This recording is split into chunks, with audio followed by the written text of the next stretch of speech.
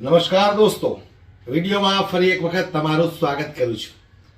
જે રીતે દેશના વડાપ્રધાન નરેન્દ્ર મોદી કુંભ સ્નાન કરવા માટે પ્રયાગરાજ પહોંચે છે અને ત્યાર પછી એમણે જે રીતે સ્નાન કર્યું એ તમે સૌ લોકોએ કદાચ નિહાળ્યું છે। પણ આ વાતને લઈને સુપ્રીમ કોર્ટના વકીલે જે બયાન આપ્યું છે, 2 મિનિટ તો હું સાંભળીને ચોંકી ઉઠ્યો કે સુપ્રીમ કોર્ટના વકીલ નરેન્દ્રભાઈ મોદી કુંભ સ્નાન કરવા ગયા ત્યાર પછી આવું કેમ બોલ્યા।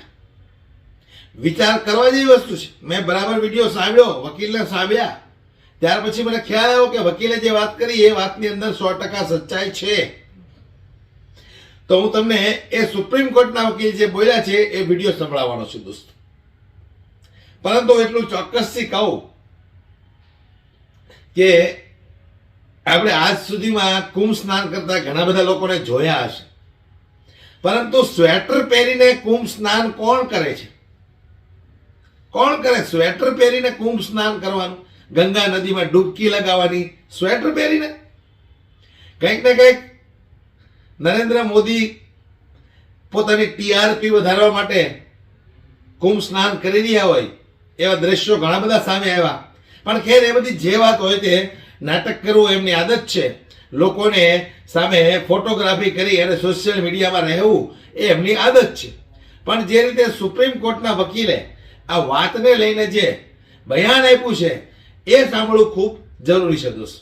તો સૌથી પહેલા આપણે આ સુપ્રીમ કોર્ટના વકીલને સાંભળીએ શું બોલ્યા છે નરેન્દ્રભાઈ જ્યારે કુંભ સ્નાન કરવા માટે પ્રયાગરાજ પહોંચ્યા છે। આવો આપણે સાંભળીએ એ વકીલને।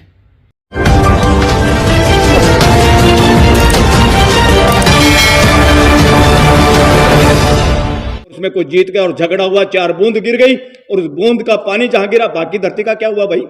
वो चारों बूंदे धरती इंडिया में गिरी। नॉनसेंस बातें करते हो, बकवास करते हो और अपने आप को शंकराचार्य और मंडेश्वर कहते हो, संत और बाबा कहते हो। लानत है ऐसे भगोड़े और ऐसे समाज को नपुंसक बनाने वाले लोगों को।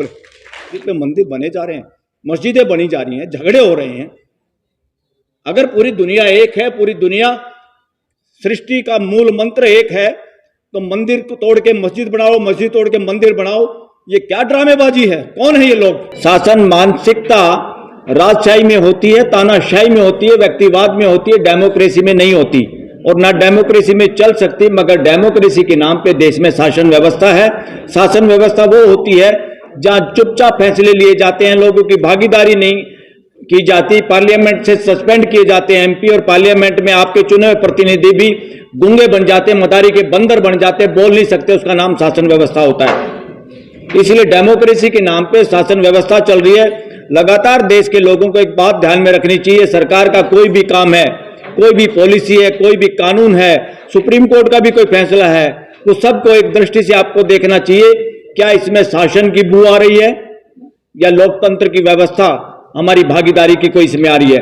और इसीलिए मैं कह रहा हूं, देश के अंदर राइट टू असेंबल, इकट्ठे होना सबका मौलिक अधिकार है, कोई दिक्कत नहीं है। मगर देश के किसान मजदूर, देश के लोग जो व्यवस्था स्थापित करने के पक्ष में बोलना चाहते हैं और शासन के खिलाफ बोलना चाहते हैं, उनके लिए लगातार धारा 44 और धारा 163 दिल्ली में भी लगाई गई और किसानों को तो दिल्ली के आसपास आने नहीं दिया गया। मजदूरों की और दूसरे लोगों की हिम्मत नहीं है कोई जंतर मंत्र पे लंबे समय तक पूरा दिन कोई अपनी बात रख सके। और उसमें क्या है? परमिशन की जरूरत है। कौन है परमिशन देने वाले बदमाश?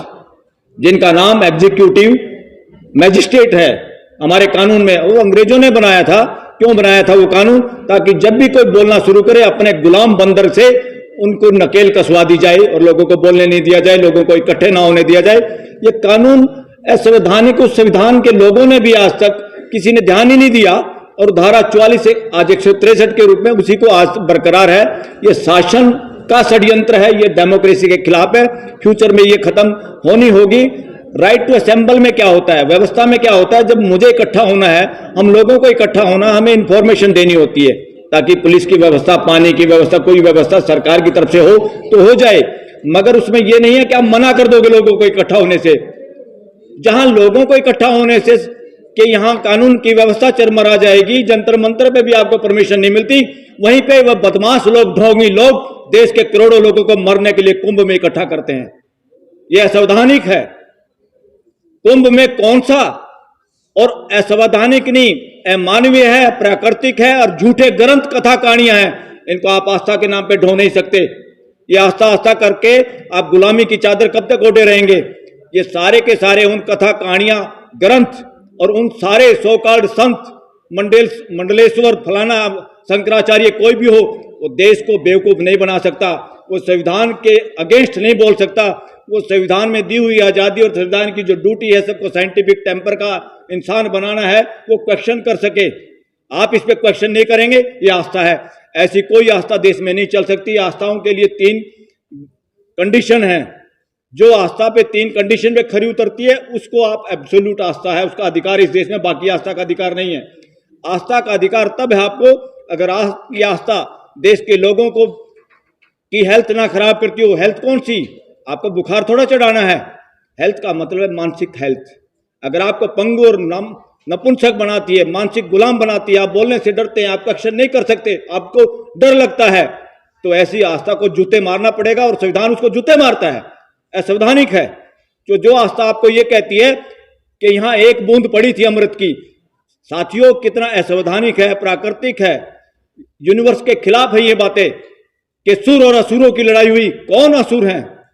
धरती पे कोई असुर नहीं है। सारे के सारे 800 करोड़ लोग एक जैसे हैं, सबका सॉफ्टवेयर एक जैसा है। ये कौन नॉनसेंस बात फैला रहा आज तक? असुर और सुरों की लड़ाई हुई और उसमें कोई जीत गया और झगड़ा हुआ, 4 बूंद गिर गई और उस बूंद का पानी जहां गिरा बाकी धरती का क्या हुआ भाई?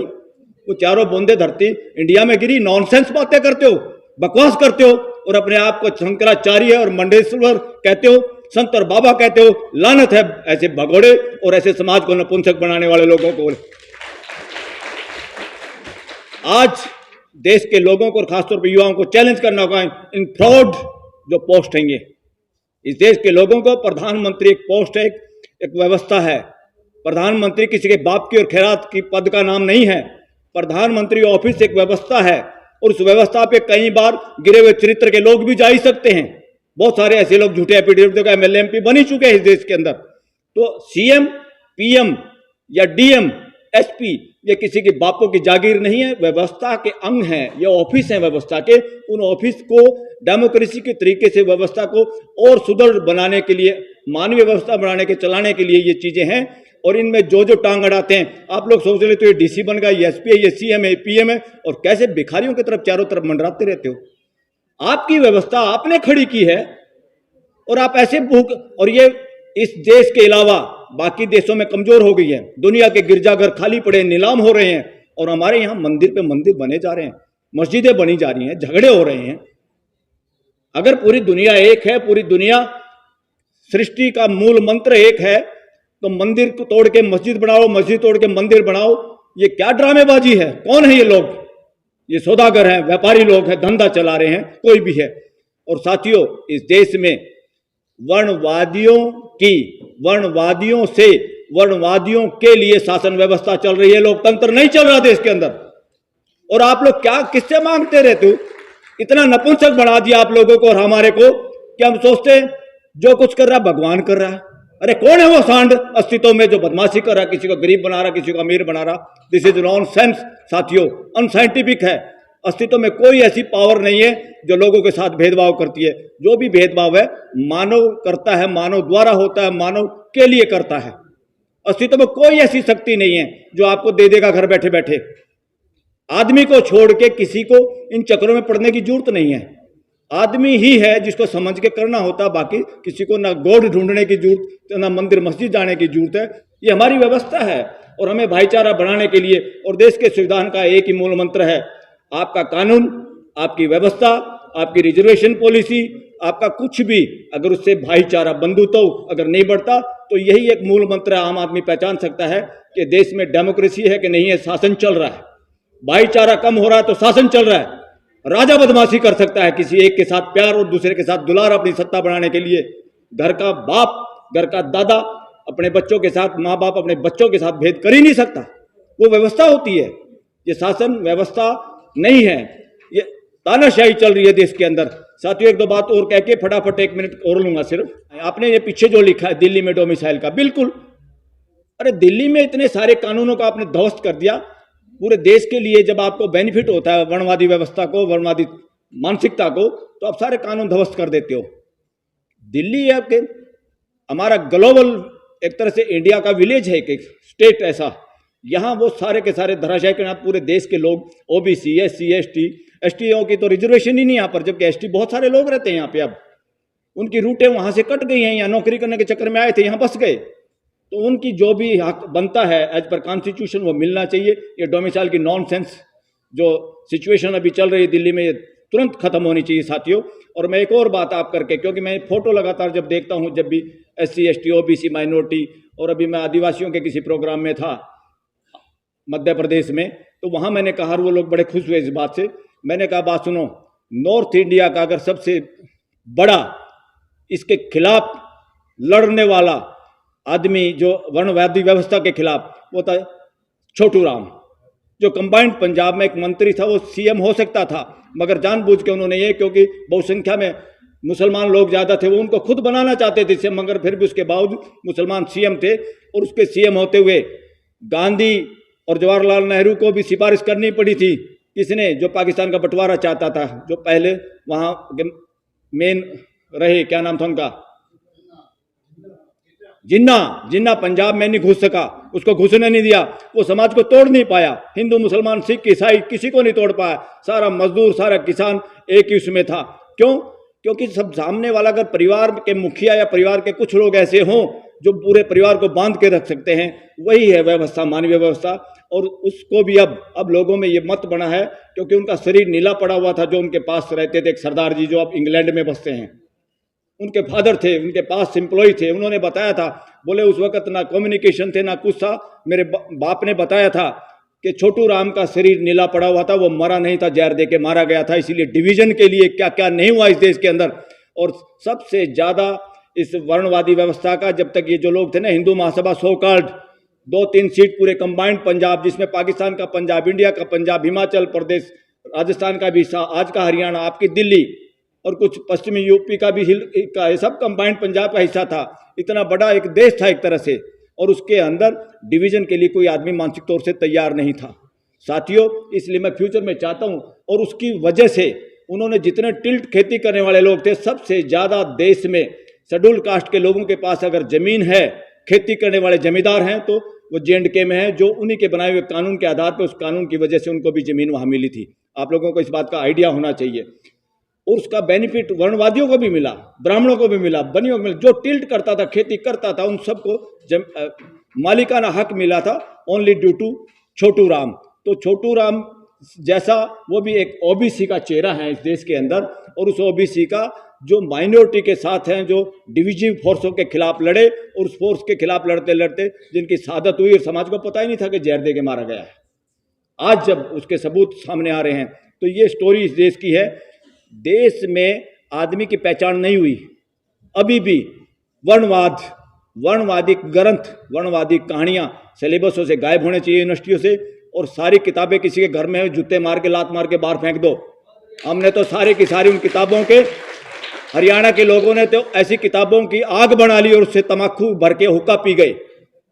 तो ये करने की जरूरत है। जिस किताब में मानव में भेद बताया, वो सारी किताबें अमानवी है, वो बदमाशी है, सावधानी है। ऐसी किताबों को जूते मारो। कहाँ की पूजा कर रहे हो, कहाँ के आप धार्मिक उनको पुस्तकें समझते हो। ये बदमाशी के अड्डे हैं, लगातार आपको गुलाम बनाने के अड्डे हैं। ऐसे अड्डों से बचो और खुल के बोलने की जरूरत है, डरने की जरूरत नहीं है। कोई आस्था वास्ता का कोई केस इसमें नहीं चल सकता, क्योंकि 3 guarantee: public health, public order, public morality. Public morality क्या?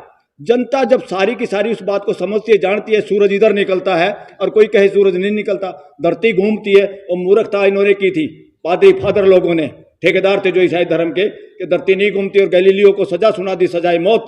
हमारे जैसे लोग थे कुछ साथी, कहा इन मूर्खों से कहाँ लड़ाई लड़ते हो, बचे रहे तो ज्यादा काम कर पाओगे, नहीं तो सूली कितने लोग चढ़ गए यहाँ पर।